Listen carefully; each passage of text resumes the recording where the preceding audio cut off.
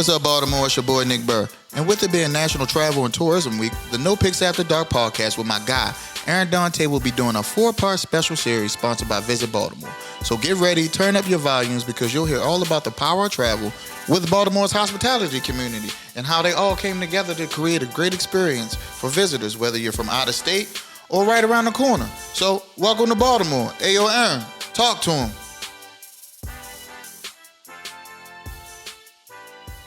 Welcome back to the No Picks After Dark podcast. I'm your host, Aaron Dante. Today we have a fabulous guest coming on the show, Mr. Jason Bass. How are you doing today, sir? Oh, I'm good, Aaron. I'm good, man. Thanks for having me. Hey, tell the audience a little bit about you, man. Tell a little bit. Bro, born and bred in Baltimore. Live in the city and the county. And you know, I'm really proud of my city. So, you know, every chance I get, I try to do something that impacts the city, the county, wherever, just to make it a better place. I love it. I love Baltimore, man. What's like one of your favorite childhood memories of Baltimore, just growing up here? Bro, there's like so many things, man. Like this place really shaped me as a person. I had a chance to move away between the age of, I think 9 and 12 to Southern California with my family, right? And it was good to get away and get those experiences. But when I came back to Baltimore, that's when things really changed me, you know, the stuff that was around me. So being a kid and just like, you know, going to a neighbor's house and they have frozen cups, you know, or you know, playing in Druid Hill Park or going to some of the festivals that would happen in the city. I mean, it was just so many things, dude. It's such a great place. That's awesome. I always tell people my favorite part of my childhood growing up here is going down to Lexington Market and grabbing peanuts from the Peanut Man. And warm peanuts, yeah. Yeah, those nice warm peanuts, man. Then we'll travel up to the old Memorial Stadium on 33rd Street, and we'll go watch Eddie Murray. Go Eddie. So those are my fondest Baltimore memories when I was a child growing up. It was funny. You just reminded me of a thing. I used to love when my father took me down to Corned Beef Row, and we would go to Lenny's Corned Beef, which is closed, and you know, we would get a lean corned beef sandwich on Kaiser roll, you know, spicy mustard, a pickle, birch beer. It was like a whole ritual, like, and I'll never forget that, man. Oh man, that's you bringing back good memories, man. So tell us a little bit about, you know, what you have going on at Hotel Revival and like, what's your role there? Give us a little. Yes. So the way this relationship kind of started, because it's worth having some backstory, is you know, I was just a fan of the place. I used to come here frequently because I love Topside. I love the entire building. I thought it was beautiful. So, you know, as a customer, I gained a great appreciation for the space. And then as I was launching the Night Brunch, you know, which is an event series with DJ Impulse, my partner on the project, we were looking for venues to host the event. And of course, Topside was like number one on the list. That great view. I mean, it's gorgeous. And, you know, started to do events here for that, and, you know, some additional programming where they needed help. And that matured into a consulting role, which Dante Johnson, the GM of the hotel, saw as an opportunity to try to execute his vision for the space, right? And that began January 1 of 2020, right? So of course, everybody thought that 2020 was going to be their year. And this, for me, was like one of those moments, like I signed on like an amazing client. I was really excited to see how this one was going to go. And then when the pandemic hit, you know, we really transitioned from trying to figure out how to utilize the, you know, the spaces and the outlets within a hotel and activate those for customers and events, to, all right, well, you know, we've always been known to really be community focused. How do we focus more on the community that's surrounding us? How do we provide them with resources? how do we help the people that are in need at the moment. That's So beautiful. yeah, thanks. So with that being said, I was around so much they couldn't get rid of me. So because I loved being here, and they were and the GM Dante said, what would it be like if we were able to create a role for you? So we kicked around some ideas and came up with the title Director of Culture and Impact, and created the position. We went over what the responsibilities would be, and it's the first time it's been done at Hyatt. I mean, I give you a little tidbit. I slid by the other day to check it out, and I was blown away. I was like, this is going to be the spot for the summertime. I mean, that view, oh yeah, bro. that view is just unreal, and it was just beautiful to see things like that. And I'm happy to hear that you are signed on with that. Really, like, happy to hear about it. Dude, I really appreciate it. I wish I was here when you stopped by. I had to I'm usually here every day. Like it's like I live here, seriously. But I took yesterday off to work from home because I had been here like just about 14 days straight. But that's completely out of love. And I am currently at topside. So you really can't see the view right here, but we're up on the 14th floor. So it looks good. Like Mount Vernon is looking gorgeous. The whole city's looking fantastic right now. Beautiful. I love it. I like to go by myself. Don't have to announce myself. I can check them out and walk at my own pace. So that's why I went to slide through there. So this week we're talking about the power of travel. Yeah. For the National Travel and Tourism Week. Travel. What does that mean to you? And like as far as the region and the region we live in the city, just traveling. Man. Bro, travel is everything to me. Like I was saying earlier, like even getting a chance to move to Southern California as a child and experience that. And then even just traversing my own city, east, west, south, North Baltimore. You just learn so much from all the different communities, all the different people and the different cultures and subcultures that exist, even locally, right? I think experiential learning is one of the most powerful ways to just become more exposed and knowledgeable about what's going on around you, right? Like you get to actually interact with whatever's happening, while you're traveling. And the only way we really get to know each other in an intense way is through the kind of cultural exchange that happens when you're traveling, right? So I think it's immensely important that we travel and that we challenge ourselves to be in places that we might not be familiar with. We might not have any like current friends, there, but it's not to say we won't make some new friends and learn a little bit about ourselves in the process. It's nice. Yeah, I mean, I love traveling. I love meeting new cultures. I love bringing people to Baltimore, showing them the whole city. I show them everywhere, from east to west, south, north. I'm going to show you everything. I'm going to take you a crab cake at Lexington Market. I'm going to take you up the northeast, get a Coco's crab cake. I'm going to take you everywhere so you can get the whole perspective of it. Because I think Baltimore is one of the most beautiful cities in America. I really believe it. I really love being here. I love living here. And it's a beautiful place that, and when you come, it's like, people are like, wow, I didn't know Baltimore had all this. I'm like, I love it. I love being here. That's always the reaction, right? First of all, I'm gonna say let's spread all that vibe that you just talked about to everyone, as many people as we can. But it's so crazy that so many people who come here and have an opportunity to get to see the city through our eyes, like people like you and I, like they always respond with the shock and the awe, like, oh, I didn't know that this was going on. I didn't know this was so great. The food is so amazing. The people were this and that. Like, oh, this is different from what they say on the news. So you got touched on it a little bit in your beginning, and you said something about the community in the hotel revival. You guys, how'd you guys work together? Just the community during this time of the pandemic.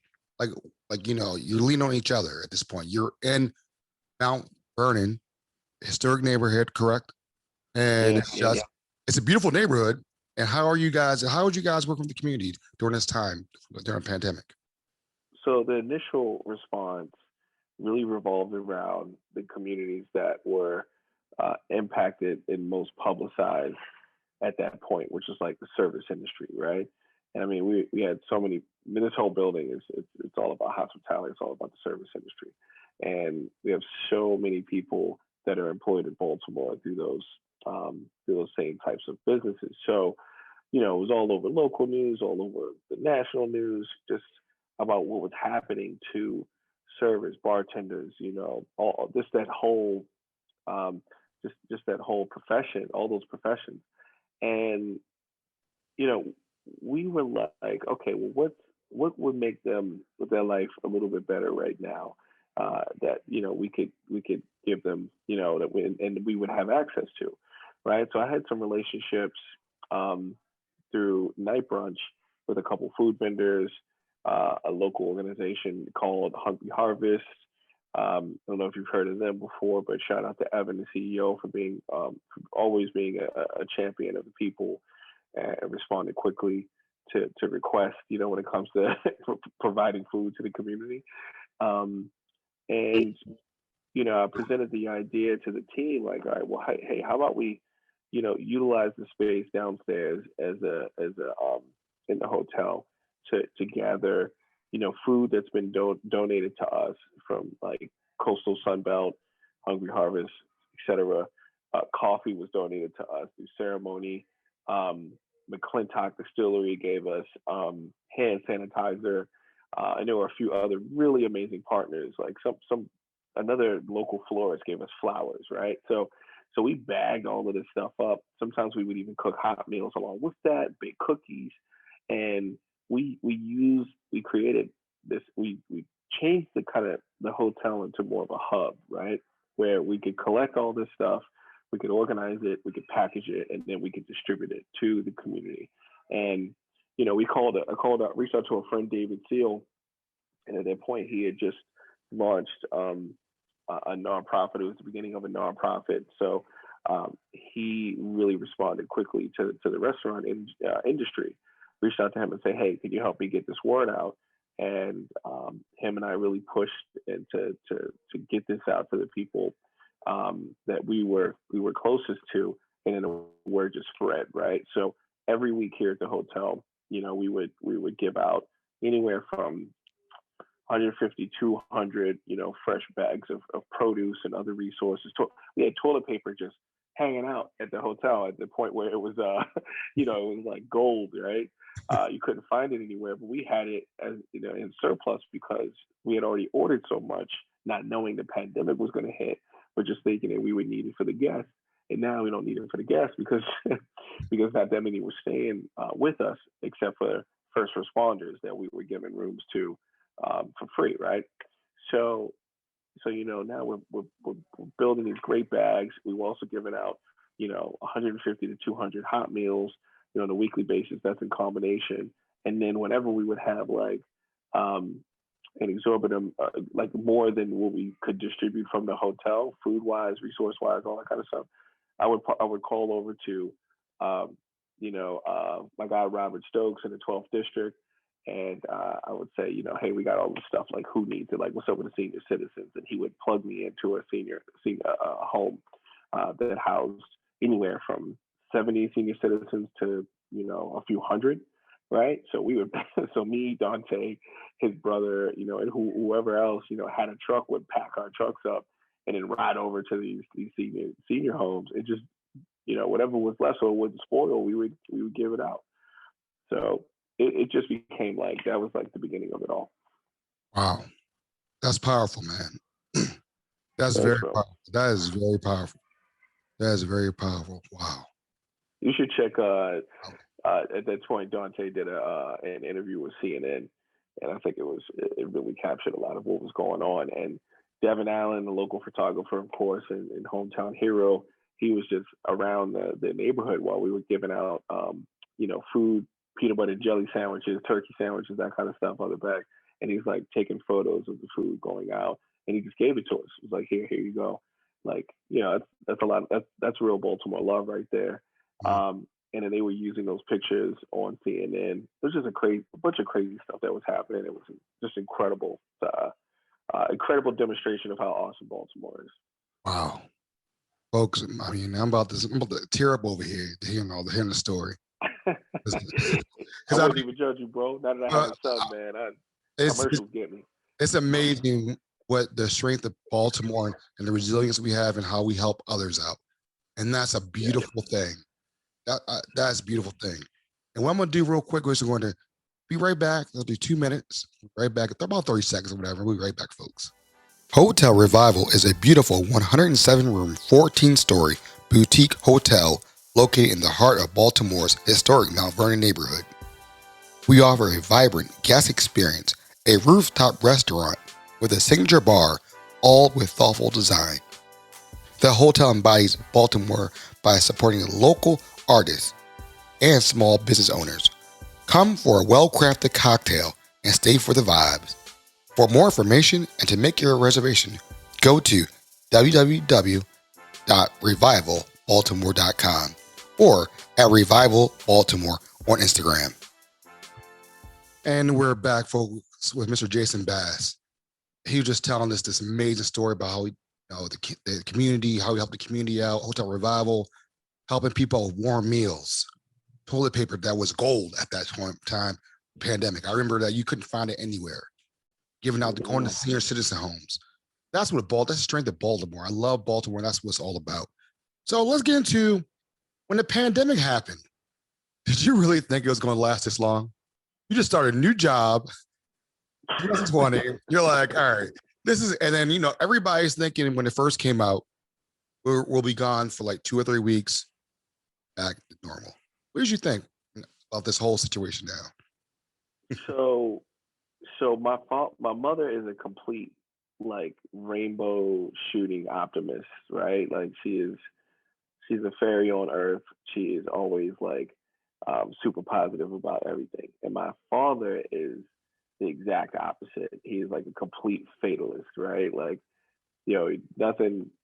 Good news is always going to be something wrong with it, right? Like, so I like to sit somewhere in the middle, right? And I'll go back and forth depending on what's happening. So in this particular case, when it came to the pandemic, I had to think like, where I was going to sit on this one. And I really was very, very worried for a while, not about actually catching COVID per se, because, I was still out and about. Like, I think it was more important to be there for the people than it was to worry about my personal safety, being out there, even though I took all the safety measures. Like in the beginning, man, we were gloves on all the time, it was doing, still, it wouldn't have made any sense though, right? We were touching things and then taking the glove off, touching that thing again. And it was just stupid, right?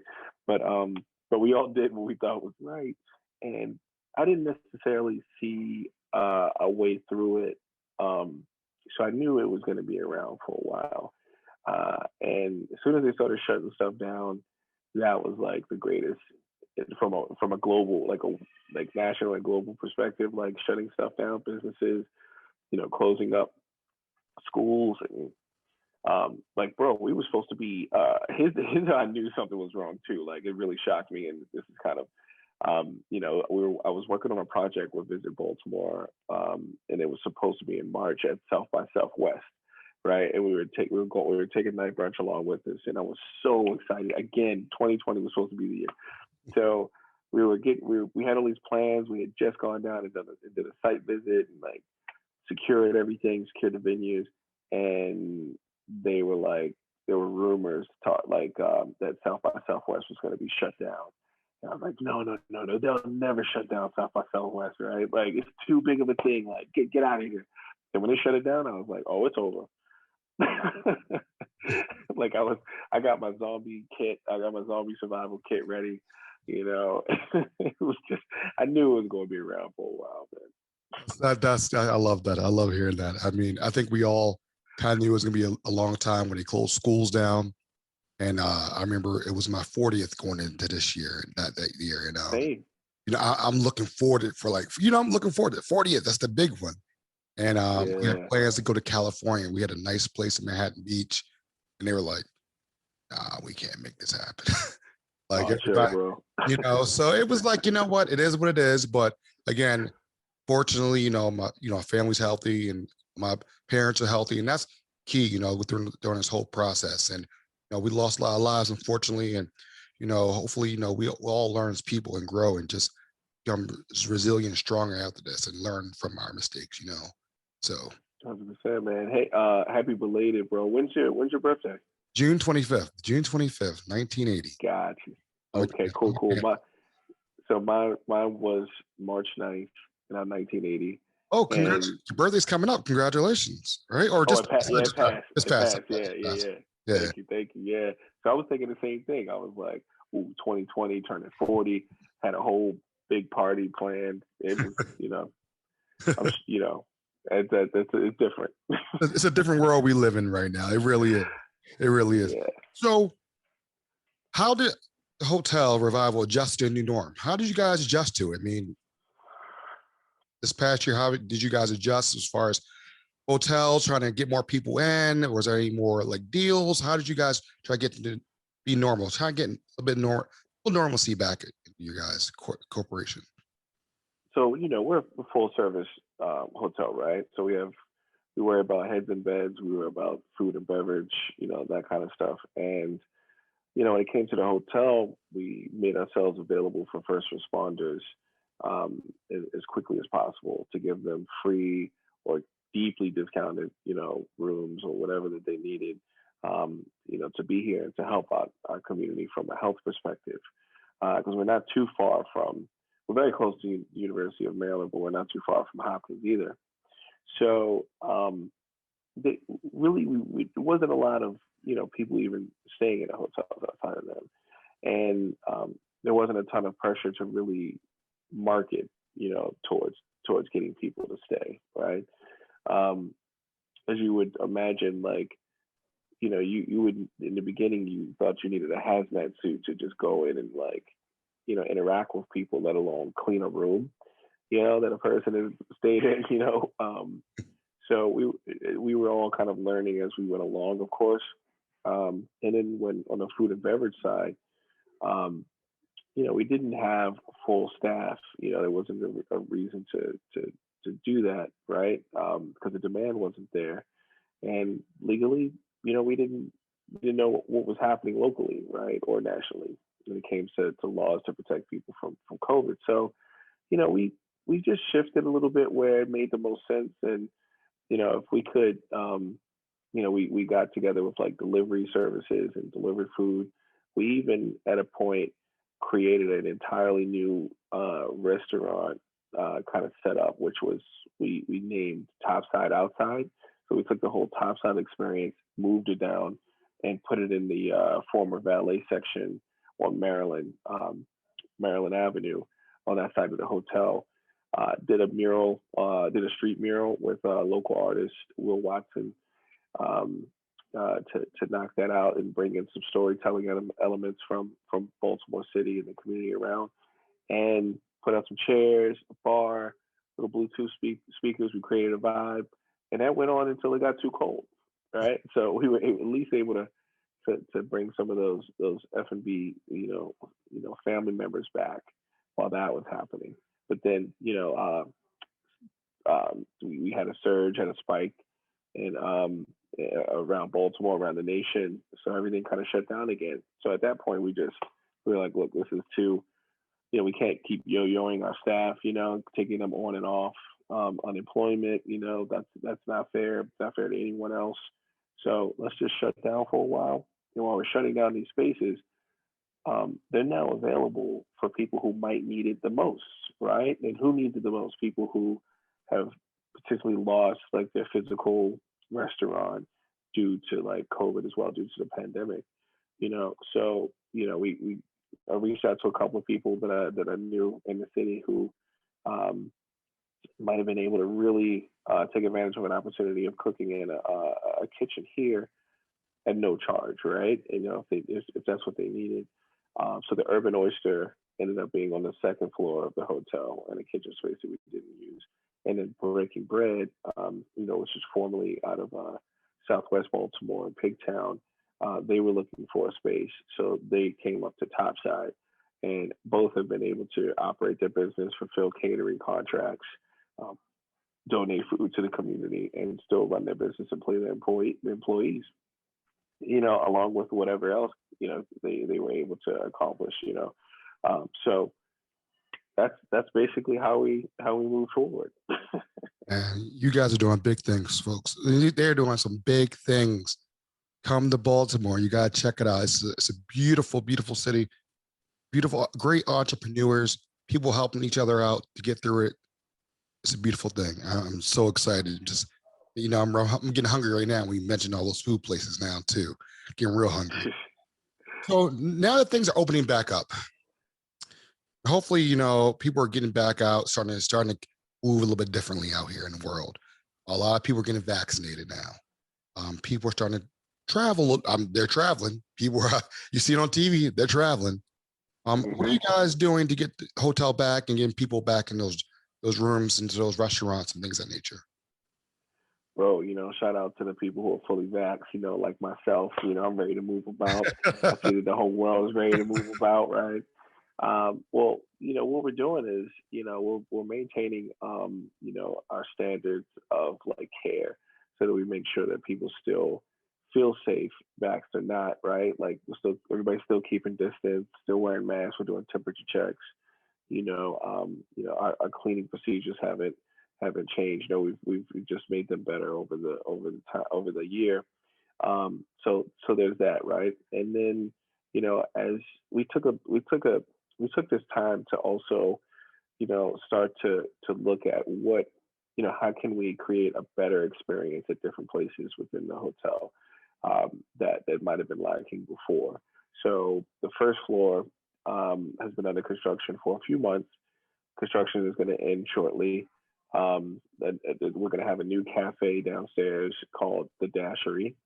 We're also going to have like a little special bar situation. We're not going to talk about that yet, but just keep your eyes open for that one. That was going to be amazing, right? That'll be on the first floor too.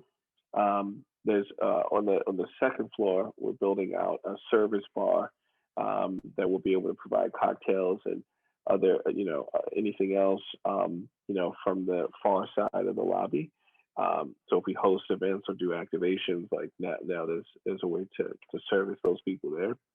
And then, we're bringing Topside back on the 15th of April, right? So everything is about to be completely activated, and that's along with, the Urban Oyster. It's along with Breaking Bread and other, like, once we start bringing back in other partners from the community, right? Like we recently just did an event series for Air Max Day that lasted all weekend with Tashir from the sneaker exhibit.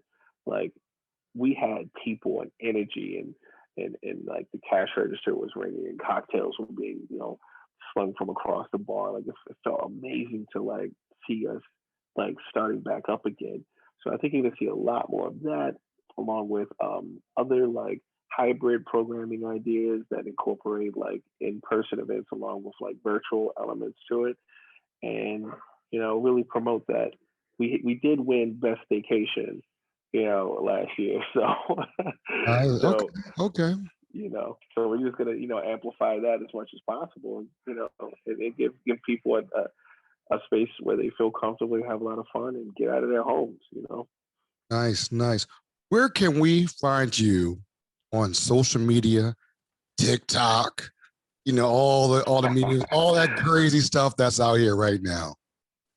Yeah. So personally, everything is branded Jason C, the letter C, Bass, BASS, from Instagram, Facebook, Twitter, all of that. And if people want more information or be connected to the hotel, on Instagram is Revival Baltimore. Same thing as on Facebook, right? So definitely check that out and look what's to come.